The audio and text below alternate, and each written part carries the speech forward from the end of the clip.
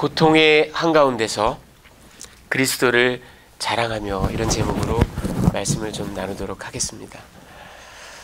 자, 여러분 잘 아시는 우리 미국의 위대한 복음 전도자 빌리 그레이엄 목사님에 관한 이야기입니다. 이분 지금 보시는 분은 레리 로스라는 분인데요. 이분은 레리 로스 커뮤니케이션이라는 회사를 설립하고 CEO를 했고, 그리고 무려 33년간이나 빌리 그레이엄 목사님과 동역했던 분입니다. 이 회사는 빌리 그레이엄 목사님의 그 사역에 아주 밀착해서 그레이엄 목사님의 어떤 그 퍼블릭 릴레이션스, 그러니까 PR, 그다음에 방송 관계 이런 것들을 전부 다 이렇게 이제 대리하고 관장하는 그런 역할을 했던 회사고요. 또 복음적인 메시지를 이렇게 사람들에게 또 전하고 그런 귀한 사역을 했던 그런 회사입니다. 이 레리 로스라는 분이 한번 이런 빌리 그레이엄 목사님과 관련된 이런 일화를 얘기한 적이 있어요. 이분이 그레이엄 목사님의 인터뷰라든가 방송 출연이라든가 퍼블릭 스피킹이라든가 이런 모든 거를 관장하고 하니까 이제 방송국 관계자들과 많이 만나고 또 방송국에 같이 동행해서 이렇게 인터뷰하고 이런 일들을 많이 했겠죠.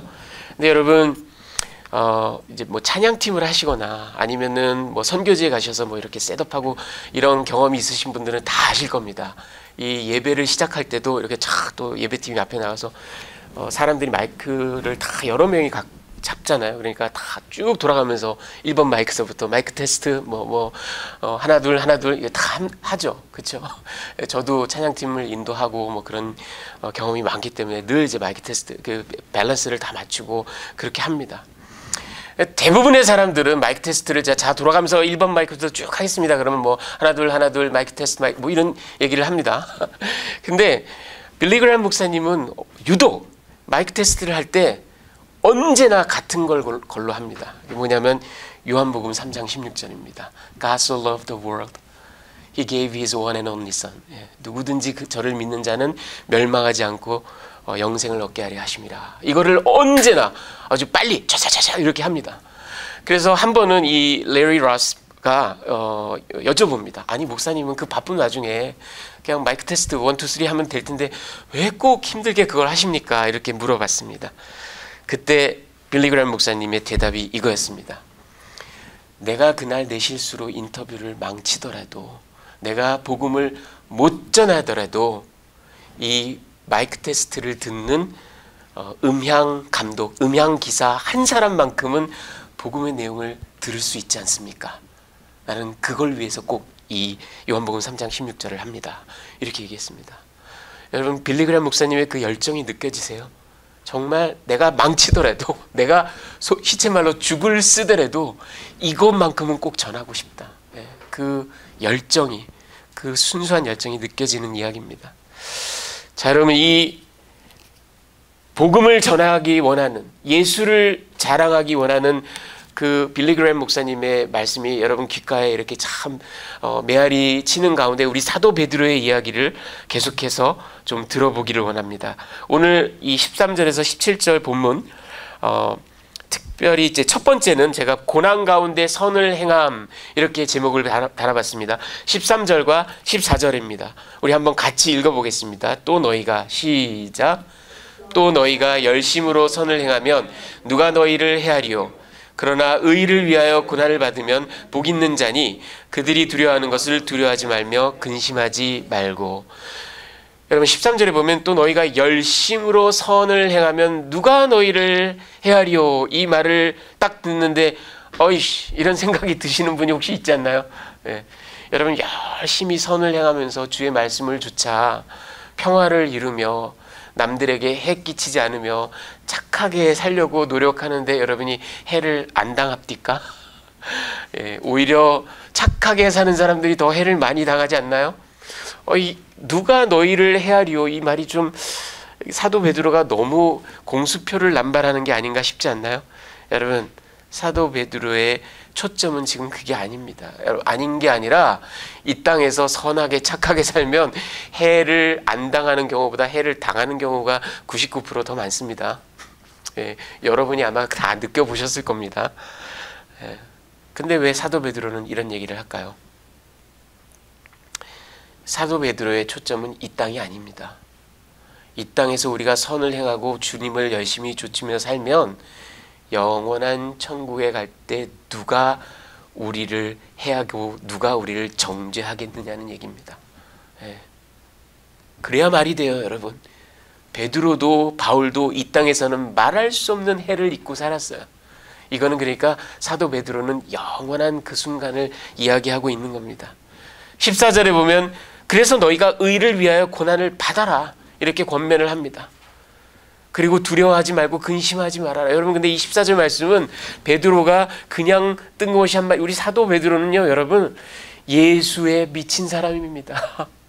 예수를 죽도록 그리워하고 묵상하고 그를 영화롭게 하기 위해서 안달복달하는 사람입니다. 이 사람이 이미 예수께서 마태복음 5장 10절에 저 유명한 산상수훈에 의를 위하여 박해를 받은 자는 복이 있나니 천국이 그들의 것임이라 이 말씀을 하신 것을 다시 베드로 스타일로 패러프레이즈 한 것뿐입니다.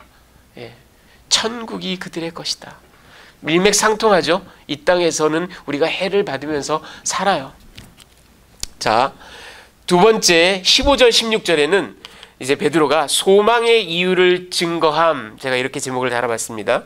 우리 15절 16절을 같이 또 한 목소리로 읽어보겠습니다. 합독하겠습니다. 너희 마음에 시작.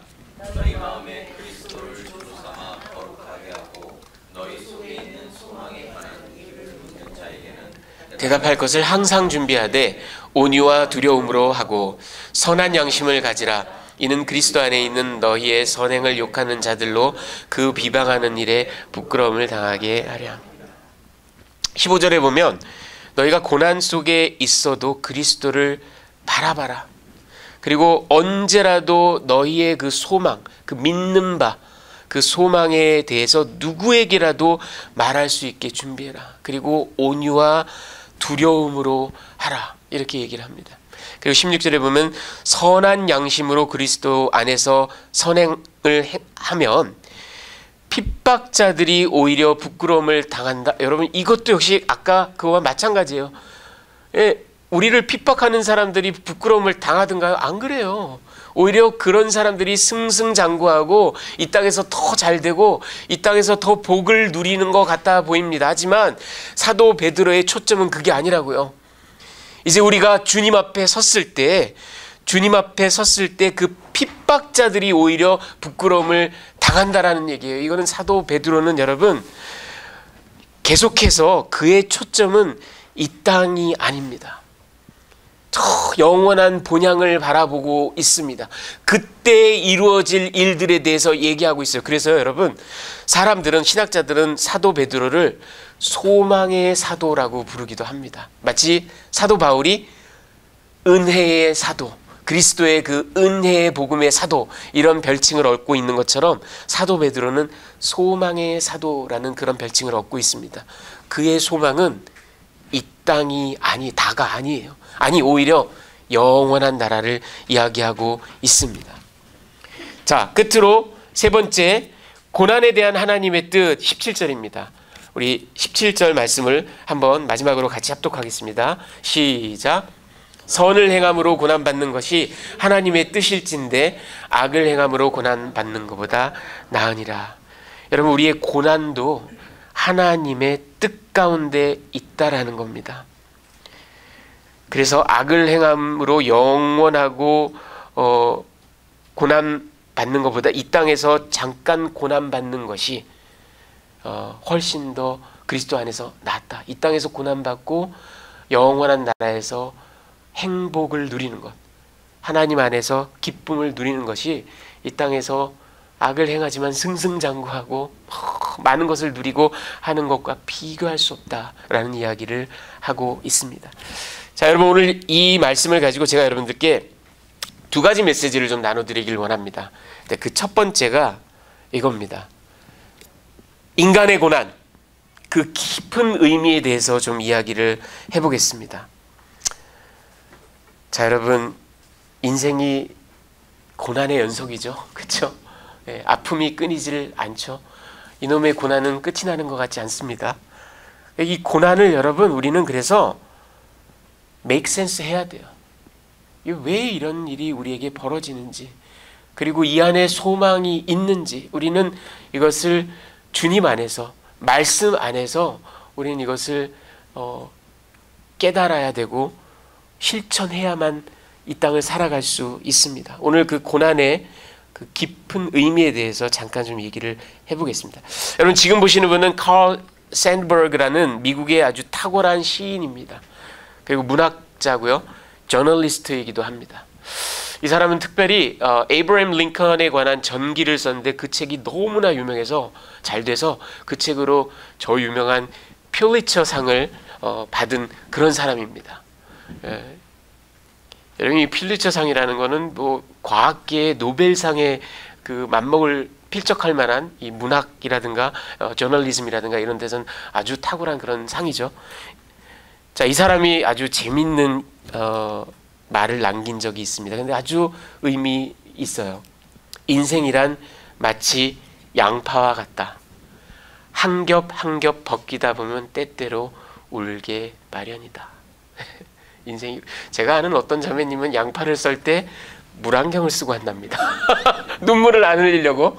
예, 그런 특별한 고안을 하지 않는 한 양파를 썰다 보면, 양파를 한 겹 한 겹 벗기다 보면 눈물을 흘릴 수밖에 없습니다. 그런데 칼 샌드버그는 인생은 그와 같다. You peel it, you whip it. 예, 한 겹 한 겹 벗기다 보면, 여러분 비단 이 문학자만이 아니라 불가에서는 인생을 뭐라 그러죠? 인생을 고해다, 고통의 바다다, 그렇게 얘기를 합니다. 제가 그 99년에 이제 유학을 와서 미국사 책을 막 미친 듯이 읽을 때, 그때 한 에이시안 아메리칸에 관한 책을 이제 읽었는데, 그 이민사죠. 그래서 여러 뭐 Japanese American, Korean American, Chinese American 여러 그 이민들뿐만 아니라 뭐 그 이제 남아메리카 이런 데서 온 사람들, 이제 이민사 전반에 관한 그런 책이었습니다. 거기서 잊혀지지 않는, 저는 이 미국 땅에서 학계에서 이 한국말을 제가 들으리라고는 상상을 못했어요. 그런데 그 이민사를 저술한 그 미국의 역사학자가 코리안 아메리칸의 그 미국 이민 역사를 얘기하면서 이 한국의 컬처는 한의 컬처다. 스펠링도 HAN 그렇게 얘기를 합니다. 한의 컬처다. 그렇게 얘기를 합니다. 여러분 우리 한국 사람들, 조선 사람들은 한 그러면 압니다. 한마는 이 세상 뭐 야속한니마 노래도 있죠. 한 그럼 다 알아요. 그 영어로는 번역할 길이 없어요.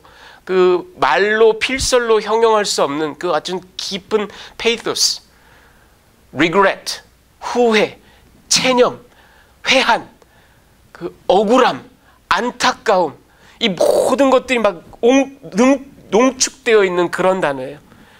이 사람이 한국 사람도 아닌 그 앵글로 아메리칸인데 한국의 역사는 한의 역사다, 한의 문화다, 이렇게 얘기를 합니다. 수긍이 가시죠?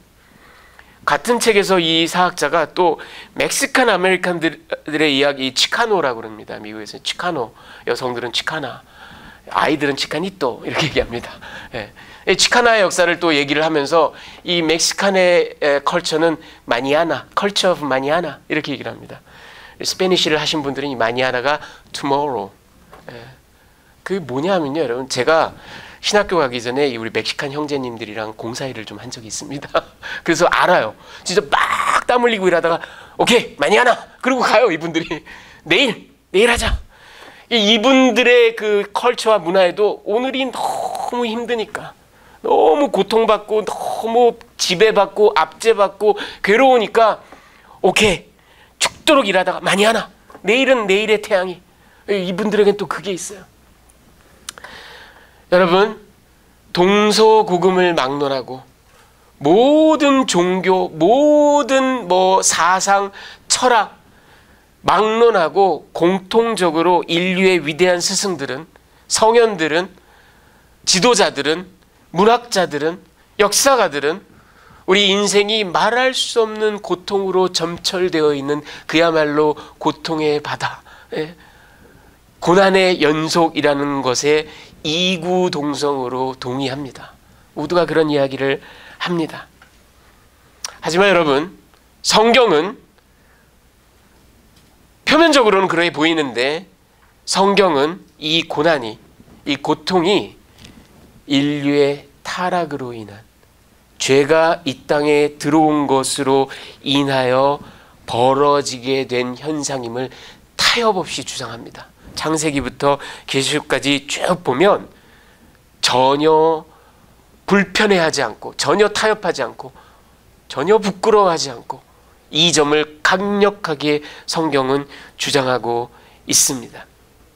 우리가 여러분 이토록 질병과 헤어짐과 갈등과 전쟁과 기만과 음란과 같은 이런 말할 수 없는 고통이 연속적으로 일어나는 이 삶을 살아가는 것, 그 시초가 되는 것은 우리 인류의 타락. 제가 지난 시간에도 말씀드렸다시피 하나님이 왕이셔야 되는데 그 왕좌에서 하나님을 끄집어내고 내가 왕 위에 올라간 것, 결국 왕위 찬탈, 선악과를 따먹은 것이 그 왕위 찬탈이라고 그랬죠. 그리고 제가 말씀드린 것, 왕위 찬탈은 바로 이퀄 관계가, 등식 관계가 성립되는 게 뭐냐면 우상 숭배, 나를 우상으로. 바로 다음 장 창세기 4장에 가서 나타나는 게 나의 제사를 안 받아? 나를 이따위로 취급해? 내가 신인데? 그래서 가인이 아벨을 쳐 죽이잖아요. 예. 왕위 찬탈은 결국 나라는 우상 숭배. 그게 아무리 다른 형태로 나타난다 하더라도, 그리고 그것은 분노라는 형태로 나타난다고 제가 말씀을 드렸죠. 여러분, 이 모든 것 하나님이 성경 66권을 통해서 우리에게 타협 없이 말씀하시는 것은 인생은 고통의 연속 맞는데 그 고통의 근원에는 우리의 불순종과 반항과 죄악이 이 땅에 그 모든 고통을 들어오게 했다라는 것을 타협 없이 주장합니다. 자, 그런데 우리 하나님은 거기서 그치는 것이 아니라 이토록 철저히 타락한 세상, 도대체가 회복의 소망도 여지도 찬스도 없는 이 세상을 그냥 놔두시지 않았어요. 우리 하나님께서는 이렇게 구속의 여지가 없는 세상을 안타까이 여기셨습니다. 그리고 이해할 수 없는 은혜를 베푸셨어요. 하나님이 직접 해결에 나서셨어요. 왜? 우리에겐 능력이 없기 때문에. 우리는 선을 택할 자유조차도 없는 존재이기 때문에. 그래서 하나님께서 모든 것을 감당하십니다. 그리고 그가 하신 일은 그의 독생하신 아들까지 아끼지 않고 이 땅에 내어주시고, 내어주신 정도가 아니라 그를 십자가에서 찢어 죽이시기까지 모든 고통을 그에게 다, 모든 저주를 그에게 다 쏟아 부으심으로 말미암아 이제는 다 이루었다. 너희는 구원받았다. 너희에겐 영원한 생명이 주어진다. 이게 하나님의 이해할 수 없는 사랑이에요. 십자가를 통한 하나님의 그 구속의 의지, 그리고 자력으로는 죽었다 깨나도 우리를 구속할 수 없는, 회복시킬 수 없는 철저히 타락한 세상, 이 두 가지가 성경이 지속적으로, 이거는 어떻게 보면 여러분 절대 양립할 수 없는 그런 두 가지 명제입니다. 그런데 하나님은 이것을 십자가에서 해결하신 겁니다. 그런데 그 십자가가요, 여러분, 이 복음을 받아들인 저와 여러분에게는 말할 수 없는 복된 소식이지만 그것을 받아들이지 않는 사람들에게, 세상에게는 이거보다 더 찌질한 얘기가 없습니다. 이거보다 더 역겨운 얘기가 없습니다. 여러분, 지금 보시는 분은 존 맥아서 주니어라는 미국의 아주 유명한 복음주의 목사님입니다. 남가주의 그레이스 커뮤니티 처치라는 교회를 오랫동안 했던, 그리고 그 expository preaching, 그러니까 강해 설교를 아주 철저하게 그 주장했던 그런 목사님입니다. 이 존 맥아서 목사님이 이런 얘기를 했어요. 여러분, 들어보세요. 우리는 개인으로서도 또는 인스티튜션, 기관으로서도, 교회라는 기관으로서도 세인들에게 불쾌감을 주고 싶진 않습니다만 십자가가 주는 그 역겨움을 도저히 감출 길이 없습니다. 여러분, 세상 사람들에게 이거는 세상에 듣도 보도 못한 역겨운 이야기입니다. 예. 왜? 십자가의 전제는 너희는 안 된다예요. 너희 인간은 죽었다 깨나도 안 된다. 그러니 나밖에는 안 된다예요.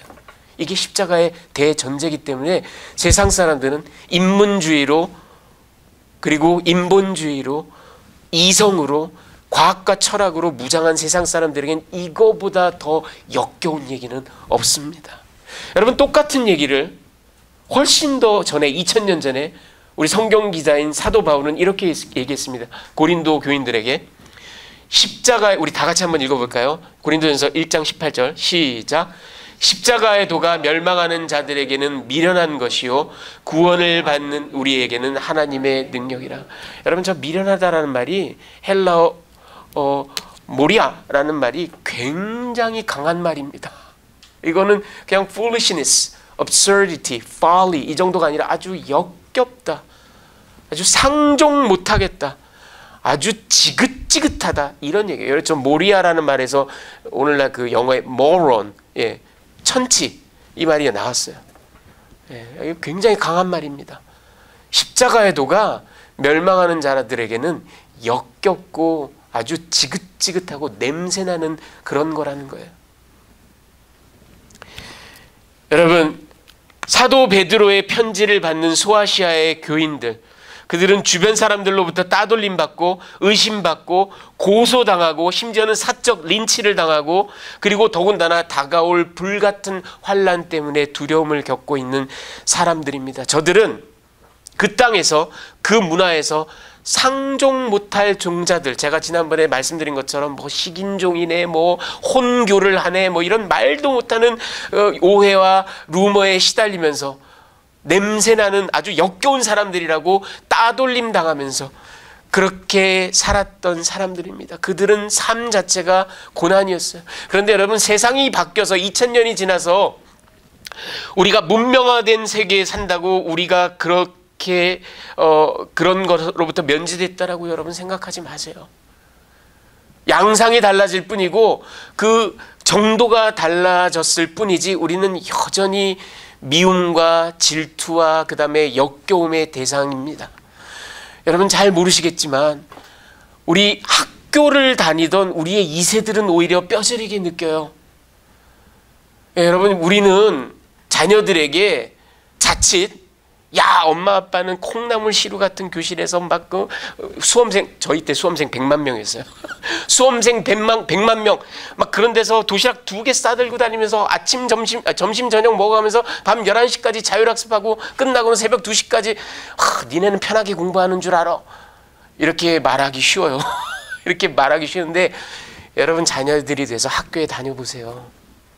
우리 아이들이 겪는 프레셔, 이 아이들이 겪는 문화적인 갈등, 그리고 게다가 이 아이들이 예수를 믿기 때문에 학교에서 나는 하나님을 믿어, 나는 동성연애를 반대해, 이런 말을 했다가 받게 되는 따돌림. 저는 우리 아이들이 실제로 그런 일들을 학교에서 겪었어요. 눈앞에서 봤어요. 얼마나 고통스러운지. 여러분, 세상이 바뀌었다고, 사회가 문명화됐다고 우리가 크리스찬들로 아무런 고통 없이 살아가는 세상이 절대로 아닙니다. 우리는 여전히 고통 가운데 있고 여전히 고난 가운데 있습니다. 우리가 의식하지 못하는 경우도 많지만, 여러분, 그 왜 그럴까요? 아까도 말씀드린 것처럼 이 세상이 되돌릴 길 없이 타락한 세상이고 찌든 세상이고 오직 그리스도의 십자가가 아니면 해결이 안 되는 세상인데, 사람들은, 세상 사람들은 그 십자가를 이 세상에서 가장 오펜시브한, 가장 역겨운, 가장 지긋지긋한 메시지라고 받아들입니다. 그러니 오늘을 살아가는 저와 여러분에게도 신자로서의 고난이, 그리고 한 자연인으로서의 고난이 결코 낯선 이야기가 아닙니다. 고난은, 고통은 우리의 출생 보고서입니다. 이 땅에서 숨을 다하는 그날까지 우리와 함께 있어야만 되는 존재입니다. 자, 그런데 그렇다면 여기서 얘기를 끝이면 너무나 디프레싱 하잖아요. 근데 이 고난을 견뎌내는 것이 또 우리의 부르심입니다. 근데 그 견뎌내는 방법이 있어요. 성경은 또 타협 없이 그에 대한 대답을 우리에게 확고하게 주고 있습니다. 그거는 딴 게 아니에요. 나를 바라보고 내 가족을 바라보고 내 자식들을 바라보고 하면 고난은 끝이질 않아요. 그런데 우리의 시선이 그리스도를 향하면, 우리가 그리스도를 자랑하면 이 고난이 somehow 이렇게 객관화된다라는 겁니다. 그리고 우리는 그걸 이겨낼 수 있는 힘이 있다라는 겁니다. 여러분, 우리가 오늘 본 17절 이후 18절에서 22절까지 그 내용이 사실은 오늘 내용과 쭉 연결이 됩니다. 그런데 제가 의도적으로 끊었어요. 왜냐하면 다음 주에 나오는 그 18절에서 22절에 굉장히 신학적으로 아주 논란이 많았던, 여러분, 그래서 다음 주에는 굉장히 아주 좀 아주 흥미로운 사실을 접하게 되실 겁니다. 신학적으로. 예, 그래서 제가 그 얘기가 좀 길어질 것 같아서 끊었어요. 하지만 이게 쭉 연결되는 내용입니다. 이 고난에 관한 얘기가 나와요. 그리고 그 고난을 이겨내는 방법, 견뎌내는 방법은 오직 그리스도밖에 없다라는 것을 사도 베드로가 얘기하고 있습니다. 왜? 여러분, 죄 없이 의인으로, 아니 의인이 정도가 아니라 하나님의 독생하신 아들로 애매하게 고난을 받으신 그리스도. 그런데 고난을 받으시고 그걸로 끝난 게 아니라 부활하시고 승천하셔서 그 모든 고난을 완전히 이겨내신 분. 그런데 사도 베드로는, 사도 바울은, 성경의 모든 저자들은 그것이 우리의 궁극적인 운명이라고, 우리의 길이라고 또 얘기하고 있습니다. 우리도 부활할 것이고, 우리도 글로리피케이션을 얻게 될 것이고, 우리도 영원한 생명을 얻게 된다라고 얘기하고 있어요. 자, 그러니 종래에 너희도, 사도 베드로는 너희도 이와 같은 길을 가게 된다라는 겁니다. 15절 말씀을 우리 한번 같이 읽어보겠습니다. 너희 마음에, 시작. 너희 마음에 그리스도를 주로 삼아 거룩하게 하고 너희 속에 있는 소망에 관한 이유를 묻는 자에게는 대답할 것을 항상 준비해야 돼. 온유와 두려움으로 하고. 너희 마음에 그리스도를 주로 삼아. 여러분, 우리가 고통이 왜 그렇게까지 고통스럽고 왜 그것 때문에 우리가 목숨을 끊는 사람도 나오고 온갖 범죄를 저지르는 사람, 그 왜 그러냐면요, 나만 바라보기 때문에. 이게 아담 이후에 우리의 본성이라고 그랬잖아요. 나를 중심으로 세상이 돌아. 나를 바라보기 때문에 그 고통이 견딜 수 없는 겁니다. 그런데 너희 마음에 그리스도를 주로 삼게 되면, 사도 베드로의 논지가 계속 우리가 따라가는 그 논지가 뭐예요? 예수께서도 애매하게 고난을 받으셨다. 그런데 그는 부활하고 승천하셨다. 너희도 이와 같을 것이다. 그러니 그에게 시선을 고정해라. 그를 바라봐라. 그를 주로 삼아라. 그러면 우리도 그로 인하여 소망을 얻게 된다라는 거예요. 그러면서 그가 또 실용적인 해답을 합니다.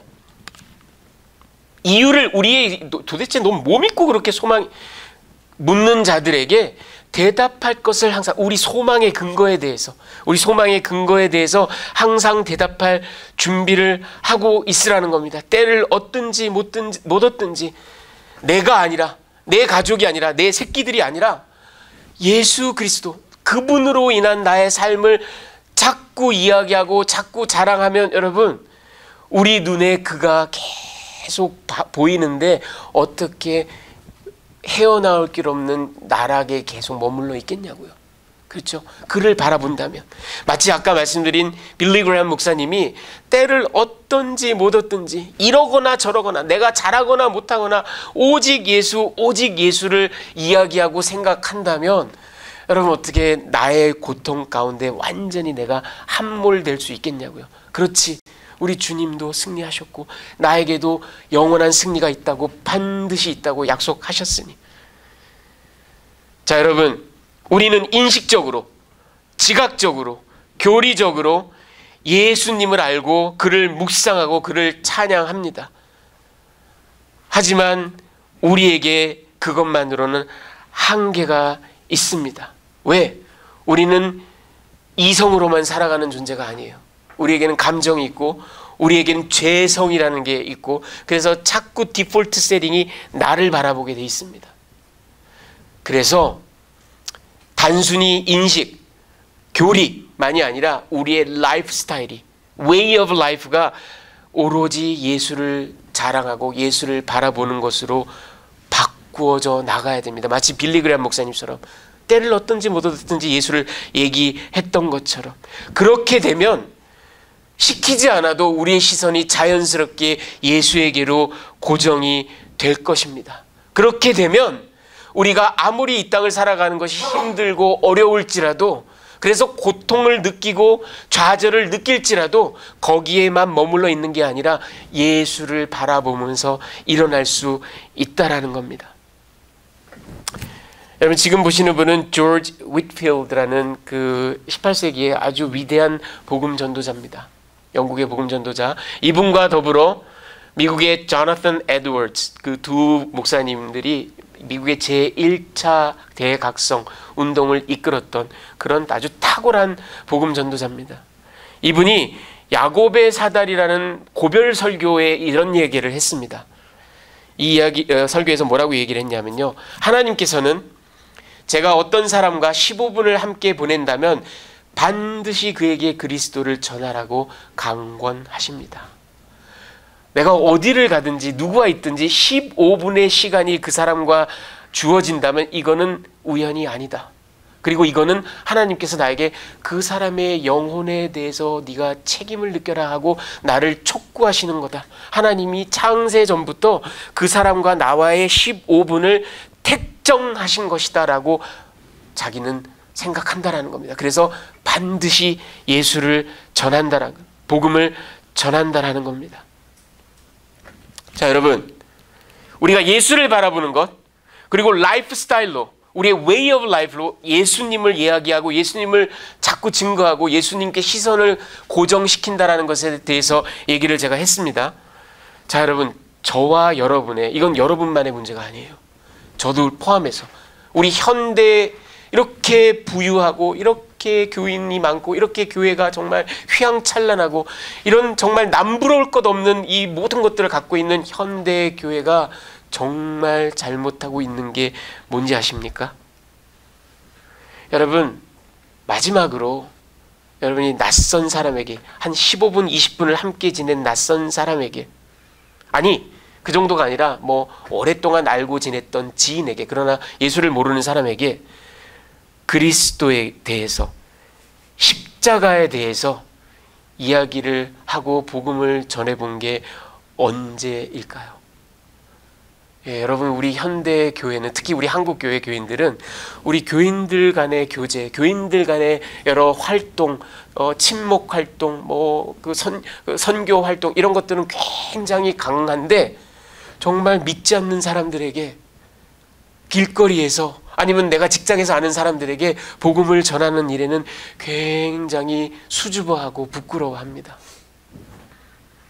그 정도가 아니라 여러분, 신앙생활을 30년, 40년, 50년 했는데, 그래서 교회에서 뭐 장로, 안수집사, 여러 직분까지 받기도 하고 온 교회의 존경을 받기도 하는데, 만약 당신에게 내가 15분을 딱 드릴 테니 그 15분 동안 성경의 내용을, 굿뉴스, 가스펠의 내용을 명쾌하게, 명징하게, 아주 적확하게 한번 이야기해 보십시오 라고 도전했을 때 그 15분 동안 복음을 정확하게 얘기할 수 있는 사람들이 우리 교회에 과연 몇이나 될 것 같습니까? 모두 다 우물쭈물 주저주저 합니다. 또 하나, 여러분, 교회에, 저는 이걸 굉장히 고무적인 현상으로 바라봐요. 너무나 아름다운 예배의 전통이라고 바라봅니다. 우리 예배 가운데 목사, 선교사, 뭐 복음 전도자만이 아니라 회중교회, 특히 우리 남신여교회는 회중교회인데 회중 가운데서도 뭐 성경 공부를 통해서 아니면 어떤 인생의 중요한 사건들을 통해서 깊은 은혜와 감동을 받았을 때 그거를 잘 이렇게 정리해서 회중 앞에서 그것을 간증으로 나누면서 정말 눈물을 흘리면서 하나님이 베풀어 주신 은혜에 대해서 이야기하는, 그리고 어떨 때는 그 간증의 내용이 너무나 파워풀해서 정말 목사님의 설교보다도 더, 아니면 우리가 함께 올려드린 찬양보다도 더 우리를 정말 하나님과 가깝게 이렇게 이끌어주는 그런 아주 기가 막힌 그런 경험을 우리에게 선사하는, 그래서 하나님을 영화롭게 하는 그런 일들이 오늘날 우리 교회에 또 예배 가운데 있습니다. 참 아름답고 좋은 귀한 현상입니다. 그런데 여러분, 만약 그렇게 온 교회를 은혜의 도가니에 넣어 빠뜨렸던 그 어떤 자매님의 간증을 그대로 들고 나가서 길거리에서 한다고 생각해 보세요. 사람들이 저거 웬 미친 소리야, 알아들을 수 없는 주님의 은혜가 뭐 성령의 능력으로 권능 가운데 우리를 승리케, 뭔 소리, 우리는 너무나 당연한 말로 알아듣는데 세상 사람들은 왜 승리가 뭐지? 은혜가 뭐지? 이해할 수 없어요. 똑같은 메시지를 길거리에 들고 나가서 믿지 않는 자들에게 전할 때 그들이 과연 감동받을까요? 그렇지 않아요. 자기네들끼리만 아는 얘기를 한다, 그래요.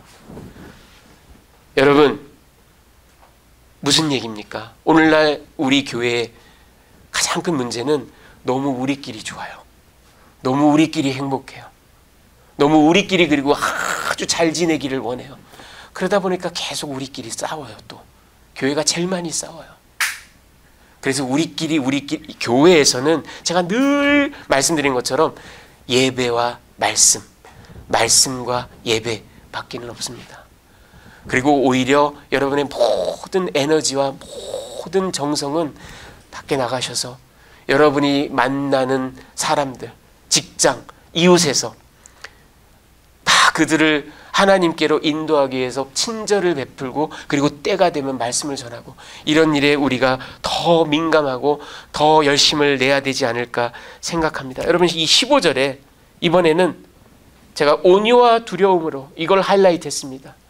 근데 우리가 복음을 전할 때 또 하나 빠지게 되는 하나의 그 함정이 뭐냐면, 이렇게 좋은 걸 너는 왜 몰라? 그리고 막 하다 보면 고압적인 자세, 그리고 막 강하게 그 촉구하는 자세, 그 마음이 오죽이나 다급하면 그럴까 싶기는 하지만 세상 사람들은 그걸 받아들이지 못해요. 철저하게 겸비한 자세, 온유한 자세, 섬기는 자세가 되지 않으면 그들은 반응하지 않습니다. 제가 여러 번 소개해드린 적이 있는데, 여러분 D.T. 나이스라는 목사님입니다. 이분 스리랑카, 옛날에 실론이라 그랬죠. 이 실론의 그 감리교회 총회장을 지냈던 그런 목사님입니다. 이분이 복음 전도를 이렇게 정의했습니다. 복음 전도란 거지가 또 다른 거지에게 어디 가면 빵이 있는지 알려주는 것과 같다. 여러분, 우리는 다 거지입니다. happen to be 나는 먼저 빵 맛을 본 거예요. 너도 저기 가면 이 맛있는 빵을 먹을 수 있어. 거기에 무슨 고압적인 자세가 있을 수 있으며, 그냥 오히려 컴패션, 너도 배골지 마, 빨리 가. 같이 괴로워하는 그 마음, 컴패션, 불쌍히 여기는 마음. 여러분, 사도 베드로가 오늘 이 고통이라는 것이 우리와 불가분의 관계다. 그게 좋건 싫건 옳건 그르건 간에 고통 가운데서 우리는 살아가는 존재다라는 걸 얘기합니다. 그런데 그 고통을 우리가 견뎌내는 유일한 길은 예수 그리스도를 자랑하고 그를 영화롭게 하고 그에게 시선을 고정시킬 때에 우리는 나에게만 함몰되는 것이 아니라 그 예수를 바라봄으로, 그 예수의 부활과 승천을 바라봄으로 영원한 승리가 나에게도 주어진다라는 이 소망, 확신을 가지고 우리도 고통을 감내해낼 수 있고 이겨낼 수 있고, 그뿐만 아니라 somehow 그것을 통하여 예수를 자랑하고 예수께로 영혼들을 인도하는 그런 귀한 일을 할 수 있다라는 겁니다. 여러분, 이 말씀을 마음에 새기시면서 여러분이 어떤 고난 가운데 있을지라도, 여러분이 당하는 고난을 제가 하찮게 여기거나 별게 아니라고 치부하는 게 절대 아닙니다. 우리는 너나 할 것 없이 말할 수 없는 고통과 어려움 속에서 살아갑니다. 그게 우리의 실존입니다. 다만 여러분, 복음의 메시지를 확고하게 붙드십시오. 그 고통이 다가 아닙니다. 사도 베드로가 얘기한 것처럼 우리에겐 영원한 승리가 있고 영원한 소망이 있습니다. 그리고 우리는 그 고통을 이겨낼 수 있습니다. 그리스도를 바라봄으로 승리하시는 여러분이 되시기를 주님의 귀하신 이름으로 축원합니다.